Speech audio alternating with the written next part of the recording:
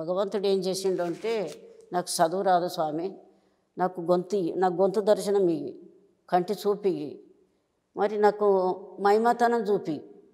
కానీ నేను ఇట్లా ఊగడం బయట సిగము ఇట్లా ఊగినట్టు అట్లా అది మాత్రం నాకు వద్దు. నీ మహిమ చూసుకుంటే వాళ్ళని చూస్తే ఏమవుతుంది, వాళ్ళకి ఏం కావాలి అది చూపి. కానీ నేను సిగమూగే చెప్పాలి, దేవుడు వస్తేనే చెప్పాలి కాదు.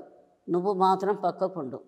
ఇక్కడ చూడమన్నారు, ఇది వాళ్ళు శివాలయం అంటొద్దన్నారు. మళ్ళీ మీ దర్శనం అయ్యింది, ఇక్కడ కట్టినాం చేసినాం. కానీ ఒక్కరికి మాత్రం అయితే మాత్రం క్యాన్సర్ కావద్దు. ఏదైతే చెప్తామో అది నిజం కావాలి వాళ్ళకు. ఇవన్నీ చెప్పినాక నాన్న ఇప్పుడు దర్శనం అంటే సంతానం కాకపోతే ఆయన చెప్పిన మందే ఒక చెట్టు చూపిస్తాం. సంతానం కానోళ్ళకు ఇది దంచి పాలలో కలిపి తాగిపిమ్మనడం.